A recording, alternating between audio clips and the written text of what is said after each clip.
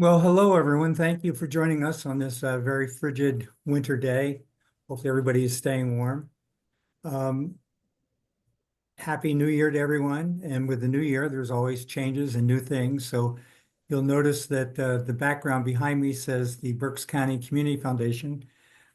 We have moved these community forums over to the Community Foundation, and I want to thank Kevin Murphy for suggesting that and supporting us and helping us do that. And I also want to thank some of his staff who've been very, very helpful, great staff at the Berks County Community Foundation.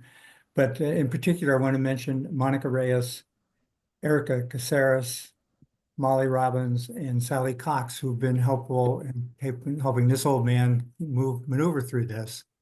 So we will be doing these from the Community Foundation going forward in the future for as long as we keep doing them.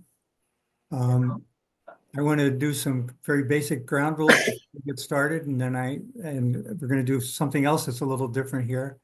What we do is we ask you to keep your camera on so that we know that we're dealing with live people. But to mute your microphone, we will ask you to use the chat function, which you'll find at the bottom of the screen, to submit comments and questions. And if you do that, we'll get to those at the end. Normally, what we do in this process is we have a presentation by the individual who's presenting for us, and then we move to the questions and comments. But if you're going to do something slightly different adventure today, I'm going to be starting the program by asking questions. I'm going to do a brief PowerPoint quickly, and then asking the questions of our speaker, who is Nick Price, who is the head of Visit West Reading. So with that, we will begin our session. And I'm now going to share my screen and run through this very quickly. So what we have here are just some very quick images of West Reading so people have some understanding of who and what we're talking about. This is the logo for Visit West Reading. And obviously a picture that's familiar to a lot of people, downtown West Reading. Some of these places are still there. We'll have Nick tell us about all that. Not quite what the weather looks like now, but a picture from their website that I think is interesting. Picture, warmer weather, but a ton of people on the streets of West Reading. Shows you how vibrant and active it can be. This is an old historic picture of what it looked like going into West Reading from the city of Reading maybe 100 years ago. This is a building that we're going to talk some about, I think, today. It's been part of West Reading for a long time and continue to be part of its future going ahead. Yet another picture of the crowds in the audience at these events. The attendance at things in West Reading is just absolutely phenomenal. Yet another one. This is a thing from the Visit West Reading website that talks about the different businesses, things that are located along the 5-block corridor or 6-block corridor. You can find this on their website, the Visit West Reading website, and it lists what the various businesses are. And then this final one is a list of some events that they have been doing in the past that gives you some idea of all the activities. Farmers Market, the Second Friday, the Art in the Avenue program, and then the West Reading Fall Fest. So with that, I'm going to call on Nick Price to answer a whole bunch of questions. All right. Thank you, Nick. Introduce yourself really quickly here. My name's Nick Price. I'm the Executive Director for the West Reading Community Revitalization Foundation. There have been a bunch of changes in Visit West Reading. When did you assume your new role? What's your vision for Visit West Reading and the community itself? And what could change? What will continue? So I took the position December of 2023. So I'm a little over a year.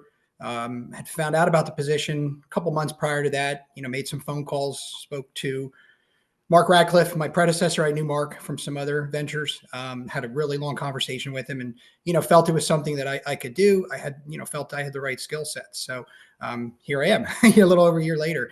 As far as the vision, I mean, Mark described West Reading to me as a very well-oiled machine, and I'm seeing that.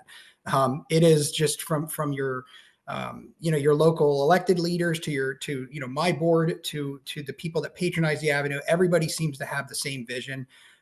And when you're on that avenue and the people are out and stuff's going on, it's beautiful to see, because we don't have that in a lot of other places in Berks County, and to have that in such a neat little, sometimes it's like something out of a movie, and it just, you have to be there to see it and, walk around and see the sights, but it's a, very important part of our community. So, as far as my vision, it's, really the vision that it's always been. And that's, to continue to have it as a community asset, to see our businesses thrive.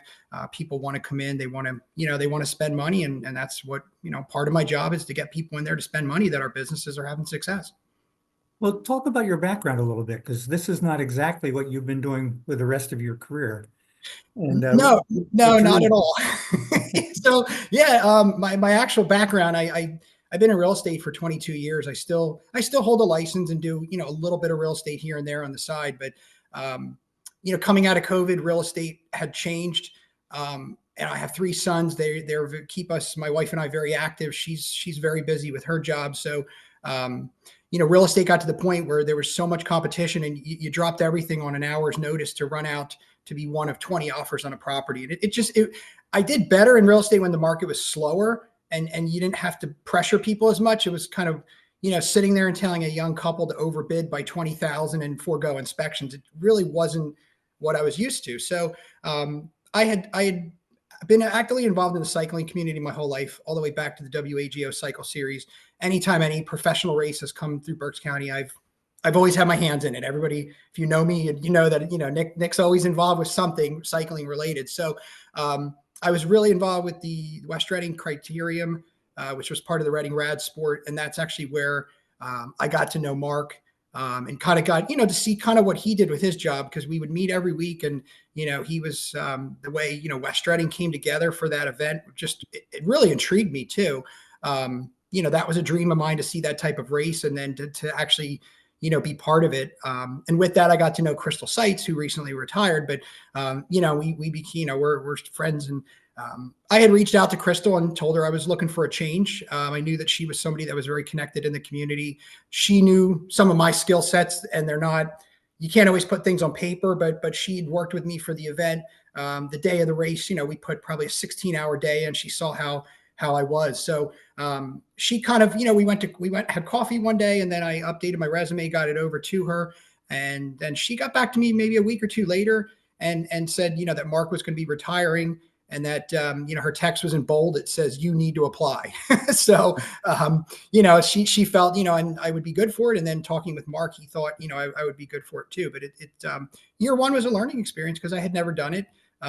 People in West Reading knew me, but I wasn't somebody that had ties there. I didn't own a building. I didn't own a business. People knew me from the community in general, but I, had a lot of learning to do with meeting a lot of new people, and, kind of learning all the players and how everything operates in there. So now I'm into year 2, and, it's gone really well. So how was it with the learning experience? What do you think you learned the most? You learned that you didn't know before? Well, I mean, as we said earlier before we were on, I was so used to with real estate, if I showed you a property today and you liked it, we could write up that contract, and, within 3 to 4 weeks, we could have it to settlement. And with this job, when you want to get something done, there's a different way you have to approach things. There's committees, things like that. So, I'm used to being a lot more fast paced, but I had to kind of slow down a little bit and realize, there's a process the way things do it. There's committees, things like that. So, and that's, obviously that's how things have to function. But that was, that and learning, just meeting all the business owners. We have a lot of business owners from all walks of life, all backgrounds. They all bring, amazing ideas, but just meeting all the people and trying to, navigate. A lot of times, you're kind of a middleman for a lot of things with the businesses and the local, elected leaders. So just kind of learning that. I was so programmed for all those years with real estate that it was kind of a, obviously a change, but a change that's went well. So the pace is a little bit different. It's a little different than what I'm used to. Yeah. Um, how many committees do you have? How many people do you have in the organization that support you? Well, as far as my board, we have an 8-person board right now. But I sit on the event committee, which we oversee, any of the events that come into the borough that would require any kind of shutdowns of roads or anything of that nature. I sit on the economic development committee. That's when we meet, once a month, and we know, kind of the update on everything's going, what's going on. Is there new businesses moving in? Did somebody purchase a property? So, that keeps me in the loop. Like, I do get a lot of calls from people that are always, looking for opportunities in West Reading. So I get a lot of, people that read, a lot of realtors call me wanting to know if anything's going to be available and things like that. Can't get away from it. No. But and then I work, with our, with the police, with the public works, with the borough council. We all have to work together to make, those big events run as smooth as they do. And we've been very fortunate that we can bring in that many people and shut down that many roads and have just a, really a flawless day. That the little things we encounter on game day, as I call it, are very minor. We're, able to tackle them right away. So that sense of collaboration and willingness to work with each other is got to be a significant part of the job and what you have to get done. Is that right? Yeah, absolutely. And I remember the one time, I was here about a month, and I thanked everyone, at Borough Council. Just I felt like I had worked here for years. I mean, they were very welcoming, and you can just see it. Everybody, they have that same vision, and that is why I think we've had so much success here for so long, because our elected leaders all have the same vision, and you can see it. And they've helped us out they've helped out at events and volunteered, and so that's really, I think, why we have the success we've had. So that collaboration is just really, really important. Yeah.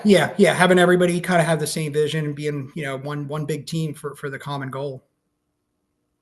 So one of the big events that's happened in West Reading in the last few months is not a good event. It was a tragedy, the Palmer factory fire.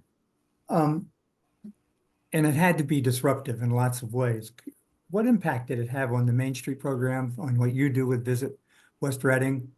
Got a couple other questions related to that, but talk about that a little bit if you would.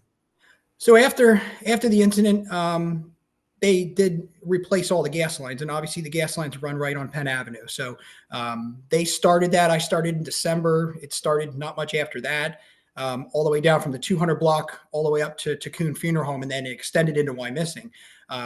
So that, when you're out there and they're doing those saw cuts, and there's trucks everywhere, and there's no parking in front of the stores, it was rough. Our businesses rely on people being able to, easily get to their store. And when you didn't have parking, or, there were days where I'd be walking the avenue, and it was unpleasant because of the noise, the constant beeping, the dust. Now that's behind us, and it needed to be done, but it was rough navigating through that, because the roads aren't on the avenue. The roads were pretty beat up. They had not been paved yet. So you just had a lot of disruption in just the normal, day to day. But now that it's behind us, we know it needed to be done. But it was, at times, it was stressful.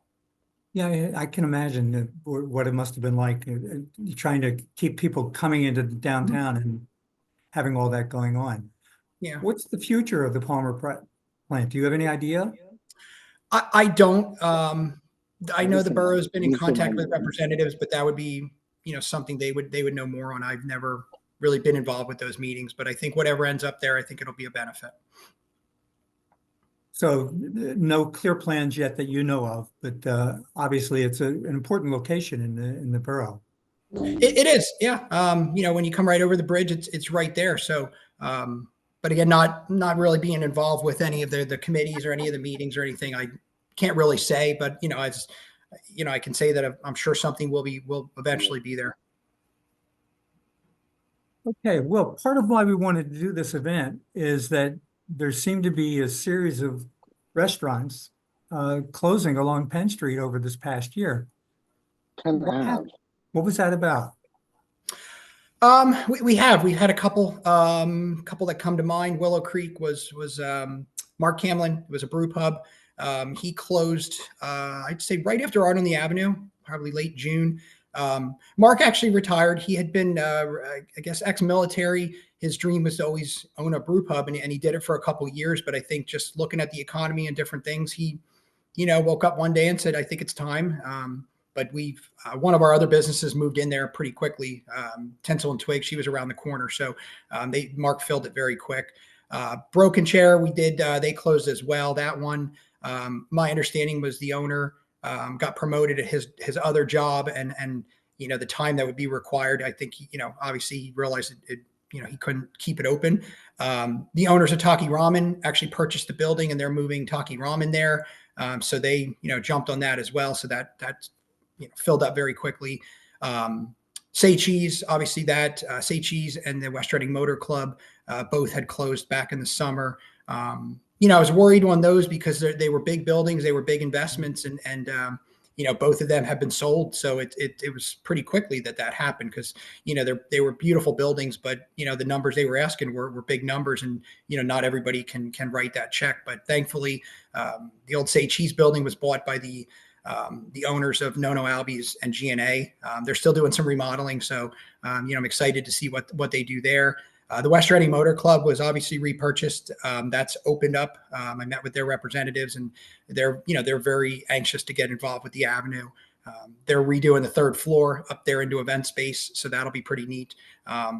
The views up there, I was up there, it's amazing. If they could ever get a rooftop bar, that thing would bring people from all over. But don't want to go. That's something we really need is a rooftop bar. Yeah, but it's that's a neat building. I was in that building when it was A to Z Vacuum and it was for sale. I showed it to a client, and so the amount of work that was put into that property, and to be able to have it sell as quickly as it did, it's good for the avenue, because you don't want a property of that size just sitting vacant. So we recently, Third and Spruce was recently sold. The owner, Danny DiCarlo, who I've known for probably 40 years.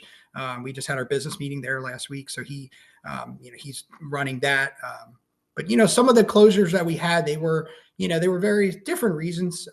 But again, here we are months later, and they've all been either purchased or new tenants in, so the vacancies are low. So. Okay, so it's not bad news. It's not a case of the Penn Street disappearing. No. I mean, anytime, no matter what the reasons are, anytime you see something close and you go on an article on, something on social media or WFMZ, there's always the comments and of people's opinions on why they close and different things. But, there were various reasons, but, again, I'm glad that the ones that closed were quickly filled, and we're not sitting with, less and less options for people to come to the downtown. So. That's very good. That's very promising. Mm-hmm.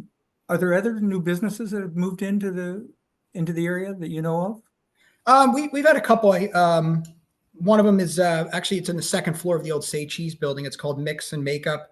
They're a full service makeup application. They do education training. So that's a new one. The owner there, she's been, she jumped right in and has been involved with the avenue. So it's, great when you have new businesses come in, because they bring a lot of new energy. They're new, they're young, they're excited. So that's obviously one. Another one we had is Grace and Grit Beyond Beauty. They're at 720 Penn Avenue. They're a wig shop. They do synthetic and they do real hair. For women that, are lost their hair through cancer, different things, alopecia, of that nature. And she's been another one that, jumped right in and has been involved with the avenue. So, those are two new ones that we recently, and then, like I said, the other ones would be the Motor Club, and then Taki Ramen, which hasn't opened yet. But I wouldn't say they're new, but they were off the avenue. They're moving onto the avenue. Onto the avenue. Yeah. What kind of support do you provide for those new businesses or the businesses that are coming in? What kinds of things do you do for them? So mainly our foundation, beyond like the big events and things like that, those are the big events are ones that, our foundation runs. They're big days for our businesses. They'll tell you that, the three big ones that we do, actually four this year, they really rely on those. And they know that, you may have a slow month of August because it's just people are vacationing. It's that time of year. But on Fall Fest and that third week, that third Saturday, you can, know you're going to have a really good day. So those are ones that, they really are important because they're big days for the businesses. We also do a lot of, we do grants. We currently right now, we're going to be we had a grant that was in place with the DCED for all new lighting on the avenue, and the lights are in. So it's just coordinating now with Oh, Public cool. Works. So different things like that. We have another one. We're working with a private foundation to do what we're calling a beautification project on the avenue to get a little more green on the avenue. So we do, a lot of things like that. And we do it. If you're a business in there, you don't pay us a monthly fee or a yearly fee or anything. They do pay to be in the events, but a lot less than, if you don't, or if you're a business from outside of the area. But we kind of do it as a free service, you could say. There's not a fee that they pay for us. We do this as a foundation. So where does your funding come from? Well, we have different sources. A lot of it is from the events. Obviously the events, the big ones that we do are very profitable for us. And that's, able to sustain our staff. Beyond me, we do have an event coordinator that's part-time. We have a social media coordinator that's part-time, and we have a bookkeeper that's part-time. So obviously, that's part of that. So. And and I'm going to ask you to talk a little bit more detail about the two projects, the lighting project and the greening project. What do they entail? What's it going to be? What's it going to look like? Well, the lighting one, and there's actually a couple lights on the avenue now that have been replaced for, probably, accidents or they just went bad. So when you walk the avenue now at night, you can see the ones that are new. They're a lot brighter. They have that white, crisp look to it. The old ones kind of have that dim yellow look to them. So we went with the same ones. We actually ordered a couple extra. So if we do put them up and one of them, something happens to one, they have extra ones down at the borough garage. But that, knowing that we're, especially, as we get into the warmer weather, people want to be outside. It's 8:30, 9 o'clock at night on a, September, October night, and you still want to be in the avenue. So the lights, as it's more lit up, it's a safety thing too, because we have a 4-block radius, and you may want to walk from Barley Mow down to the motor club. So, you want to know that it's safe and it's lit up for you. So that's one. The other one we're working with, it's a local foundation that we've done multiple grants through for the years, but we're looking at just, beautifying the avenue with new planners. And actually I'm working with a local designer that they would actually come in and maintain everything. So it wouldn't be put on the borough. It wouldn't be put on me having to go in there. They would come in 4 times a year. They change up the planners. We recently, if anybody noticed, we had worked with Newcastle Landscaping. They supported a project. We wrapped all of our traffic boxes. Every corner on the avenue, we have these big, I refer to them, they look like a big refrigerator. They're just these big silver boxes. So we actually wrapped them. And what we did is we worked with Art Plus. We got local artists, some of their designs. So they were designed by local artists. So it just, that you're walking the avenue, instead of looking at that big box now, you just see something, it takes away from, I don't want to use the word concrete jungle, but from that concrete feel of all the buildings and the blocks and all that, it just creates a little more vibrancy. And as we do the planners and things, it'll just create a more vibrant when you're on the avenue. Do some of the businesses do similar sorts of things on their properties? They do. Yeah. The different businesses, some of them, they're allowed to have planners out front. I know some of them have, I know in front of Chatty's, they have the little gas fire pits that you can sit out at night. So yeah, each business does something different. And that's kind of the one neat thing when you walk the avenue. It doesn't have that, strip mall feel where everything's the same. It does have its own little identity as you go to each business.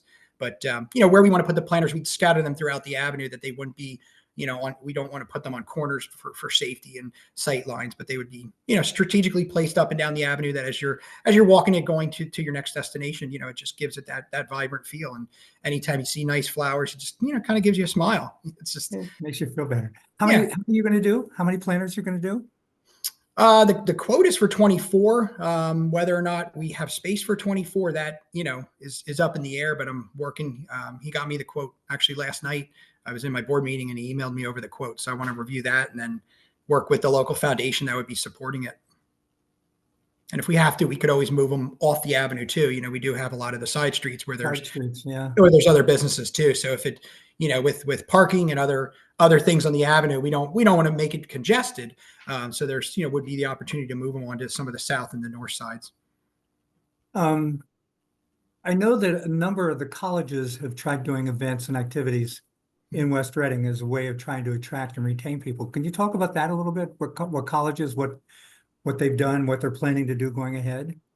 So we were working with Penn State, Alvernia, RAC, the Drexel School of Medicine, Reading Hospital School. So we had a college night back in the fall. Penn State actually bussed the kids in.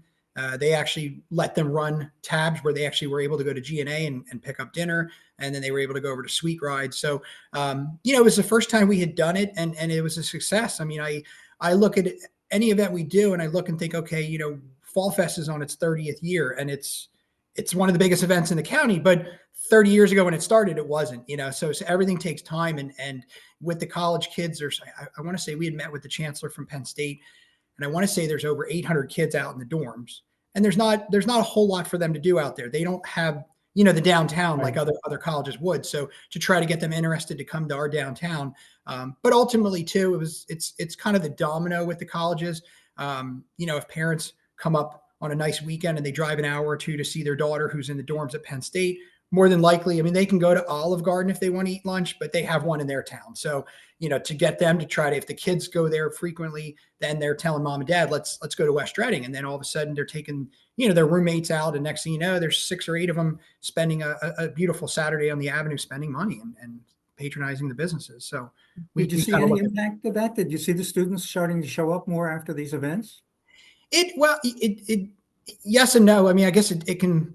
There's times I'm in there and you'll see groups of kids and you don't know, are they seniors who are missing? Are they freshmen at RAC? You don't know, but you do see groups of kids in there. So, it's hard to measure unless they have a Penn State shirt on or something like that. But you do when you're in there and, the weather's nice and people are out, you'll see groups of kids that clearly do look like college kids. So obviously they know about it and they're utilizing what we have. And they're going to keep going with this. They think was successful from their point of view. They are, and we actually, I sit in on meetings. They're the student retention meetings with the foundation, and we have one coming up where the representatives from the colleges are there. So it's definitely something we want to continue. And every year there's new kids, there's new freshmen that come in, and there's always going to be kids coming and and graduating, but then there's new ones coming in. So I think it'll grow. Very confident after the first try that, it's going to continue and we'll see the growth. Yeah, I know there's a real sense that if the students feel like the community is supportive and engaging, they might end up staying here and working here. Yeah. And that's part of our meetings are about that. How do we keep the students? If you came here from an hour or two away, how do we, keep you here and not have you, go back? I know when I was in college, a lot of, people I knew they wanted to go as far away from Berks County, and I didn't. I wanted to stay. I was like, I'm not leaving everything I know and my family and everything. I'm pretty happy here. I don't want to go start somewhere else. And so we're hoping we can that then they stay here. They get involved with the community. They get they raise a family and so it's a win. Yeah. So that's good. That's an important activity. Can you talk more about the specific events that you guys do? What are they? When do they occur? Mm-hmm. Yeah, look at my little notes here. We got a bunch. So we have right now we do the second Friday events. They're always a themed type event. Right now we don't have anything planned for January, February because we have a lot of other stuff going on, and weather can always be an issue too. You don't want to put a lot of money and time into marketing and then we're canceling because of the weather. But we run the second Friday events. Through the fall, we ran them and they were great. The one we had live music. We did a ribbon cutting that night. We did a meet the artist. So you could go to Art Plus and meet the artist that did the traffic boxes. And that one, the weather was perfect. The crowds, it was September and it was a great night. We did one in October. That one was actually pretty neat. We put the word out to musicians and just did like an open mic night. And I ended up having 11 musicians that I met right in front of Diller Jewelers. And then we just placed them strategically. And as you'd walk to the corner, the one, it was a husband and wife, and she was singing Zombie by the Cranberries, which, was one of my favorite songs. And across the way, there were 3 guys. They were a mariachi band, and they were just sitting in the grass playing. So that was a fun night too. It was just something different, and it spread out the avenue. So we do those events. The big ones, well, we have one coming up. It's our second annual March Chili Madness. We did that last year. It was the first time, and we had 130 people that were in it. So how it works is we get businesses. We're looking to get about 20 to 25 businesses.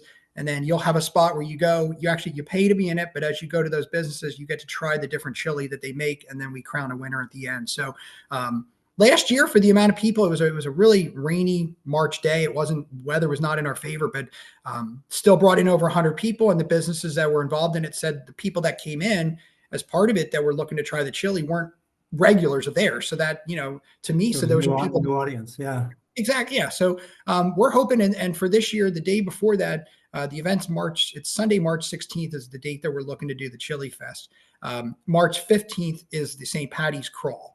Sure. That's not one that we run. It's run by the West Reading Tavern, but we're going to try to make like a weekend type event. If you want to come in here and do the crawl and then spend the night and then do the Chili Fest the next day. So we're going to try to piggyback off of that. But there'll be more coming out about that one, but that's coming up March 16th. We have our craft pretzel and beer event. That one is April 26th. That one runs from 11 to 5. That's of the events. That one is I wouldn't say on the smaller. We shut down 3 of the blocks. I believe that's going in its 11th year. So that's gaining. What exactly is it? It is what we do. It's craft pretzel and beer. So it's centered around, all different types of pretzel type concoctions that people come up with. Unique Snacks is the title sponsor of that.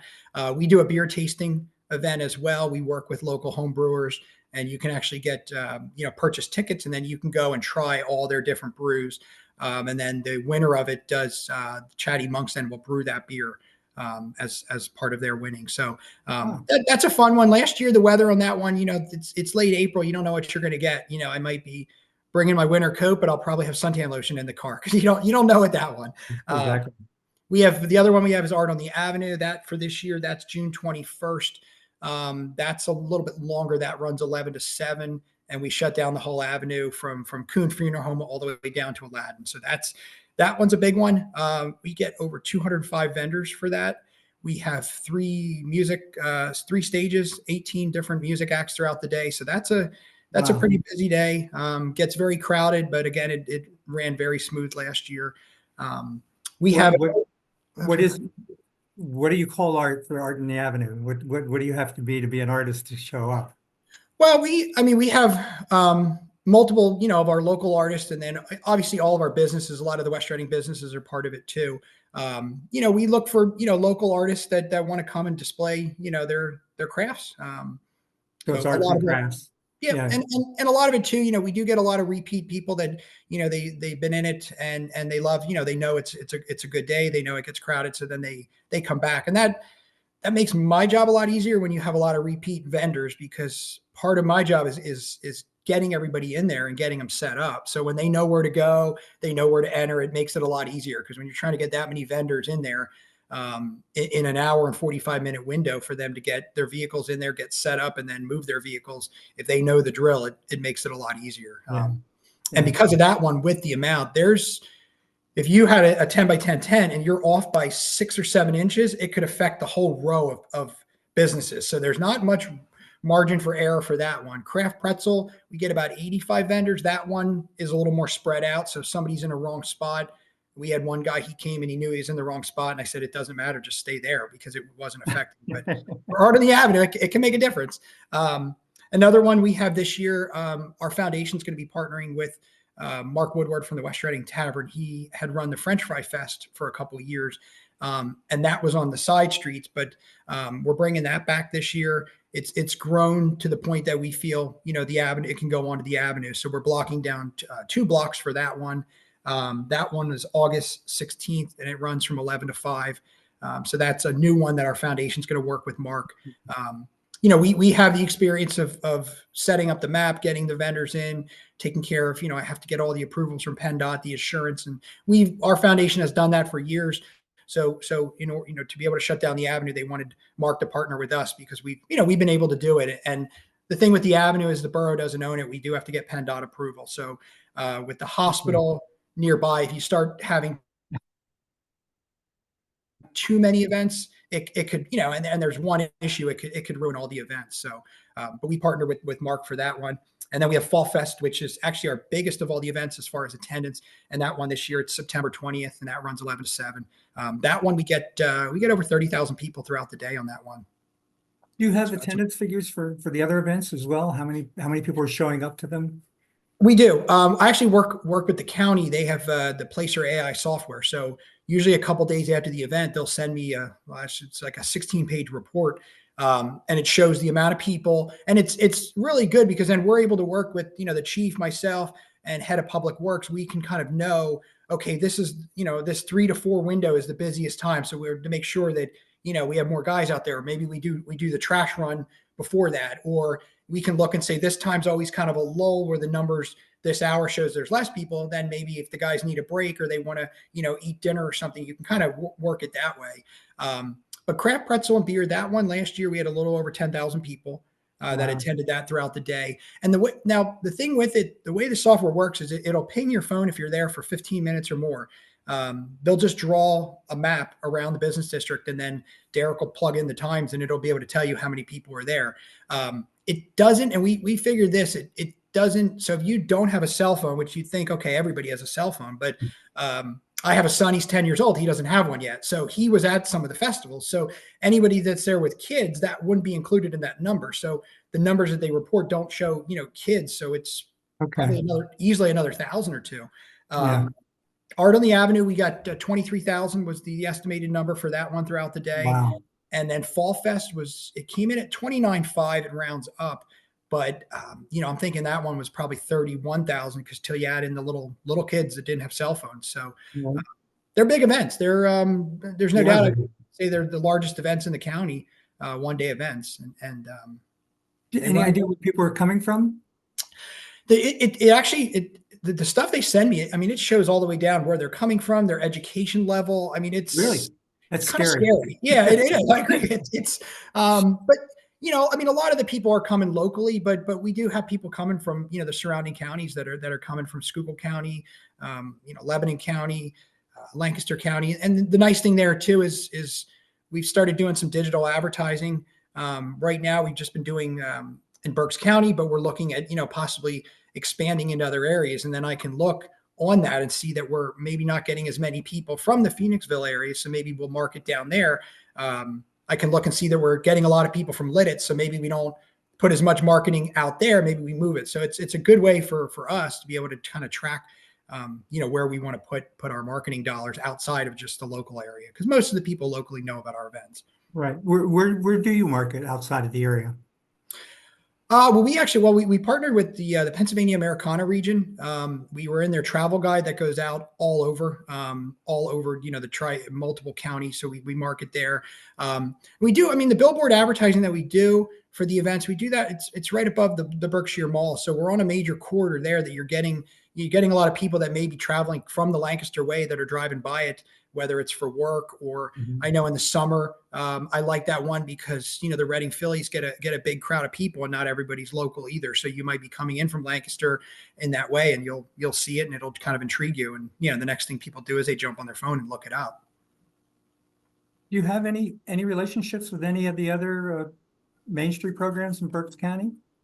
Yep, I do. I work with we have quarterly meetings that are run by the GRCA, and it's all the other Main Street managers. It's Boyertown, Hamburg, myself, and Kutztown. So I work with them, and I go to different conferences that are run by the Pennsylvania Downtown Center, and I see all the girls there, and we all kick around ideas, and there's some stuff that that they do, or we all work together, and So what ideas are you going to steal from them?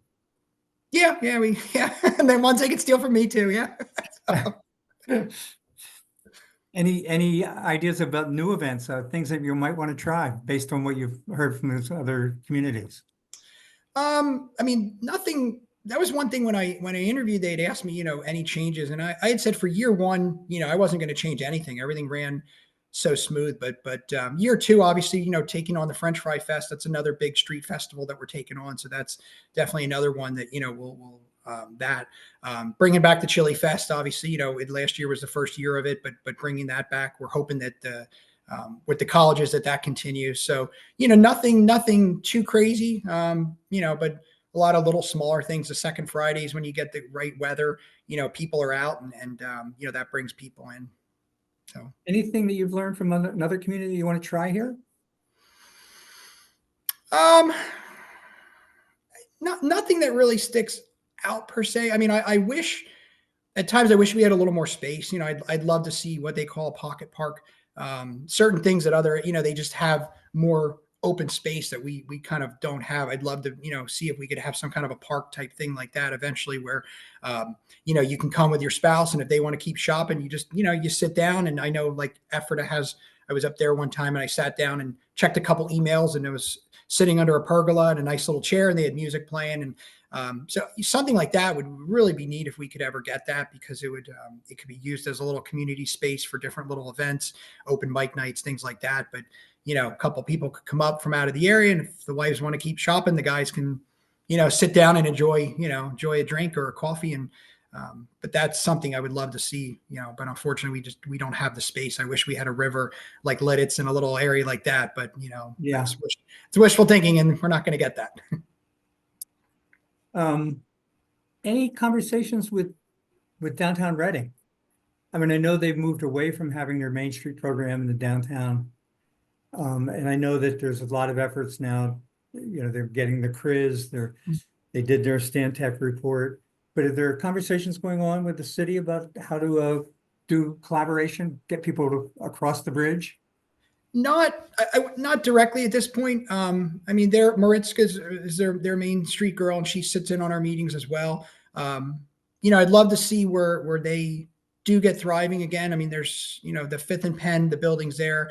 I'd love to see those get developed. Obviously, Alvernia has really put come in and done a lot there. So, I'd love to see it where it just flows, because I know there's times where, I went through the city and there's not much going on there, and you come right over the bridge and West Reading is hopping. So it would be neat, and it would bring people in from all over. It would help the tourism industry, because, if there's more things to do, it may bring people in for a weekend. Obviously we have the arena and the events that go on there. So if that area could, if they can see some growth in there, it's definitely going to benefit it, not just us, it's going to benefit Berks County in general, because it's going to bring people in, and hopefully it's just thriving. I remember as a little kid in the early 80s, I grew up in the city and remember what it was like back then. And, it's unfortunate that it's not where it needs to be, but I think it's on the right path. And we have somebody asking a question, how about going west into Sinking Springs or West Lawn? Well, I live in West Lawn, so I drive Penn Avenue every day. I grew up. That's amazing. West Reading let you do this. Yeah, I know. But I drive down Penn Avenue every day. My parents still live in West Lawn, and I'd love to see more development there. I know, every time I come right out of Wyomissing, I look at the old gas station, and it's just sitting there. And then as you go up, now they finally redid the old Penn Cecil House, the Tosco pizza parlor. But then you go up and the old Speedy sandwich shop, it's just sitting there as a vacant lot. And then you have the Pizza Hut, and the building next to Pizza Hut, which how it's still standing, I don't know. It's just in that bad a shape. But I'd love to see it extend up there, because I think with what Yoakum did, and then right across the old Ronco's Pharmacy, they redeveloped that, and that's really nice what they did there. So there's opportunity, and I'd love to see more, because it would benefit everybody in the county if you have more. There are two projects that I wanted to ask you about what kind of impact they'll have. One is the thing that we're going to do next week, which is the Schuylkill River Greenways, talking about dealing with the bridge to connects to West Reading and the city, and the trails and pathways. What do you think about that? Could that have a consequence for you guys? Oh, that would help us tremendously too. I mean, I ride the trail, and I have a lot of friends that'll ride the trail, and it brings. We're a bike friendly area.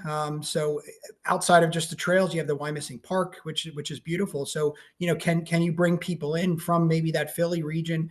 I look at what we have at the pagoda and the trails up there. So, if you're coming from Philadelphia, they don't really have, I wouldn't call ours mountains, but they don't have the hills like we have. And so I think from the cycling community, the outdoor recreation, it'll bring a lot more people if there's easy accessibility. And when they're in here, they're going to want to they're going to want to eat. So the restaurants, and then it brings them in that they may, patronize the retail. So I think it's important to have that.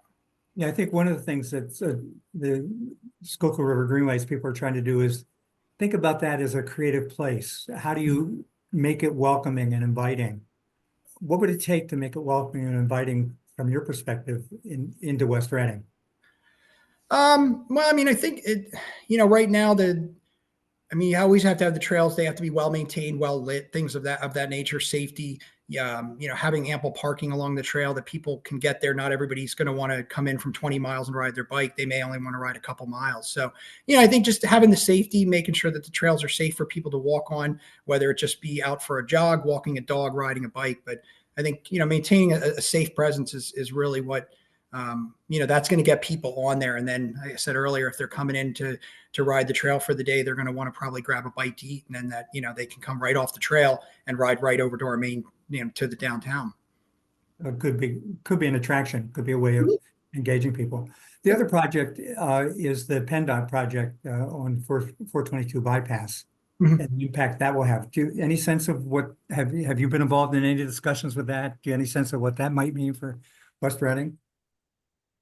Not really. I haven't been directly, but just driving that throughout the years, it's such a bottleneck, and I'd love to see where it seems like there's accidents all the time, and coming in and off the off ramps, it's just so tight that I think if there's a way that they can make it a little more safe and user friendly, I guess you could say that it's going to be important, because you don't want people detouring and going a different way, not wanting to drive the highway. You want them, they see the bridge, the West Reading, they see the signs, and then we want them to make that turn and come into our downtown. I'm going to call on somebody here who's said that he was willing to explain a little bit more about the placer thing. That's Derek Harris from the county. Oh yeah, yep. Hey, Derek. Relationship with him. Derek, do you want to Sure. up here? Hello, everyone. I'm Derek Harris with the County of Berks. I work in our Community and Economic Development office, and I work with Nick and all of the main streets. Like he had said, the meetings that are coordinated through GRCA. Placer is a software package that actually Nick's predecessor, Mark, let us know about sometime either early last year or late 2023. And he's like, cool program, doesn't make sense for West Reading to pick up for themselves. So we were able to step in and use American Rescue Plan funding and our Imagine Berks program as a reason to move forward with this. What it is, like Nick had mentioned, cell phone data. So we use that for looking at events, being able to help support our main streets in terms of soliciting sponsors for the number of people coming to an event, targeting advertising for where people are coming from. We've been using it actually for some of our grant applications for greenways, parks, and recreation projects as well, looking at the number of users in park areas and other things throughout the county. But with our upcoming comprehensive plan update for the county, we extended our contract another 2 years, so we'll have Placer through the end of 2026 at least, and continue to support our main streets and other organizations throughout the county with providing data. But yeah, I am the data person for that. And if anyone has any questions or wants to see a demo offline, I'm happy to help. We've done a couple presentations with our Main Street folks to kind of get them thinking about potential uses for that. But yeah. So, Derek, the county is actually the collector of the data. Is that? I mean, you get the data from them. The county has a subscription to the software package, so it's an online tool, and it's used by a number of Fortune 500 companies. That little, I think it's the little micro Macy's that we have over in the Target shopping center. Part of their decision to locate there was based off of their Placer account rep using Broadcasting Square as a key center. It's the 60th busiest shopping center in the country. Really? Yes. So being able to use information and data like that to help, local businesses, some of the development occurring across from there at the land that Tower Health previously currently owns, for those apartments and other projects that are coming on board. All of those things impact our main streets, and especially West Reading being so close to that. But in terms of data, it is very helpful to be able to quantify that and explain and make decisions based off of the intelligence it provides. We shouldn't be scared or worried about it. I mean, hey, everyone else is using it, so might as well be on the same playing field, right? Right. Okay, let me go back to Nick. Um, so Nick, how long had Mark been in the position before you took it over? I believe he was there about 6 years, if I'm correct. And he was the first one doing the Main Street program? There were people before him, not ones that I mean, Dean That you're Warbach aware was, of? Yeah. yeah, yeah. So we can count on you doing this for at least the next 6 years? I don't see why not. If they want me around, I'll stay. So I like it. If they want me here, yeah, I'll hang around. So what would you like to see happen in West Reading? What would be your dream over the next 5 years? I mean, one thing, more murals. Obviously, that I'd love to see Mhm. things venture onto the avenue. As I talked about, just more green type things that we could do. So when you're in there, it just gives it that little happy feel. When you have flowers and things like that around you, it just gives it a different feel. So, really just in a lot of ways continuing, what we're doing. I mean, every year is a different year. As a new business comes in, they may have new ideas, but I want to see it continue thriving. Coming out of the construction, it was a rough summer, but if we can continue and our festivals continue to have the success that they have, it's in many ways, continuing what we're doing. Obviously, when we do events, we look back and think maybe we could change this type thing, as anybody would do. But in a lot of ways, the continued vision that we have. We didn't talk about the murals. You want to talk about that a minute? I mean, they're an attraction, but they're not really so much on the main street. They're majority. I mean, there's some on Court, but the majority of them are on what we refer to as Dean's Way, and they're neat. When you walk that, and not as many people know they're there because they are off the avenue. I know when the bike race happened, a lot of the cyclists, they couldn't be on the course because it was closed. So you're warming up and you're just kind of riding up and down the little side streets, and people were coming up to me and they were amazed, at it. So they're really neat. They just had a Art Plus on Friday night, had to meet the artist. All the people that have been involved with the different murals throughout the years were Wow. there. But I would like to, on my term, I'd like to see more get onto the avenue. There is a building that we do have picked out that I think would be perfect. We've been, touch base with the owner. It's just, it's the getting it all lined up type thing. Right. It's easy to talk about it here, but to get it. But I did speak with a local artist who would be perfect for it. So, that would be neat too. The building itself, when you come right in, you'll see it. It's one of our higher buildings. But then from there, even just little art type things that pop up throughout there that, maybe they don't need to be as big and be, 15 by 20, but something little, just little things that catch the eye and make it, make us kind of different from other towns. Yeah, some sort of public art of some form. Yeah. Yep. Cool. Who do you know who you're partnering with on the mural stuff? Is it Mike Miller? So I met with Mike, and then he's kind of at the point now where I think he's done so many, but he has so many people eager to want to do them. So they actually had gotten me in contact with somebody. I met with her, and we had looked at it, and her work is really cool. Cool. I won't say, but she has a very famous uncle who was an artist. I'll say that who was local, but her style is her style's West Reading. When you look at what she's done, and so it's getting it all to happen, but it is something that, year one for me was a lot of navigating. But now that I'm on to year two, I feel like, now I can really push a lot of these things because a lot of the learning is obviously, was year one. So if somebody wants to get involved with Visit West Reading or wants to give you ideas, how do they reach out to you? My email, it's a simple one. It's nick@visitwestreading.org. So they can always reach out to me. We're always looking for, ideas, volunteers, whether it be, helping out with the big events or even some of the smaller ones. We're always, it takes a village, and we, with all that we have going on, the more people, our business owners, they're amazing with helping out, but depending on the event, they're running their store. So they may not be able to be helping out, but whenever they can, they're amazing. But, if you're trying to work your standard art on the avenue for the whole day, you can't be volunteering. So, we're always looking for people in the community. Berks Catholic, they reached out to us, their business club they have over 100 kids in their business club that need community service hours to graduate. So they're going to be helping us out with some of the festivals as well. So, we're always looking for ideas and help. That's how communities run best. That's good.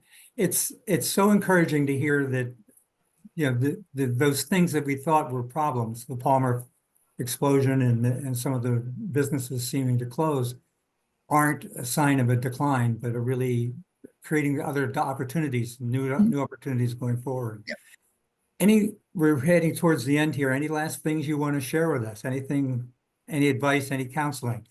What would you tell other communities to do? Well, I mean, it's you have to be one big family in there, in order to have success. The business owners, they need to get along. But borough, everybody just has to kind of have that same vision. We have that. Not to say other areas don't, but some of the managers I talk to, they tell me how they have some businesses that have been there for many years and they're not going to change their ways and they don't want to. So I think just everybody kind of having that positive energy every time, you come into West Reading, smile, look around and say, how can we make things a little better today? How can we make them better next week? And when everybody kind of thinks that way and you have a team working for the same goal, you'll get there. So, we definitely have that, but we have a lot going on. So, with that, there's a lot of people and a lot of ideas, but they're all the right ideas and we're seeing the success. So that what you're saying is the importance of that sense of collaboration and cooperation is just really critical. Yeah. You have to be one big team. That's just how, one big team to have success. Everybody kind of has the same goal.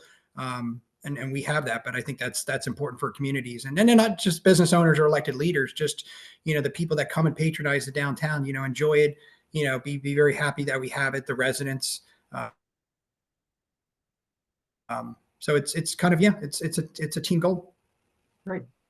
Well, I think we're near the end. And so I'm going to thank you, Nick, for this terrific presentation and very, very encouraging and nice to see that it's remaining vibrant and getting more vibrant and some good ideas for going forward.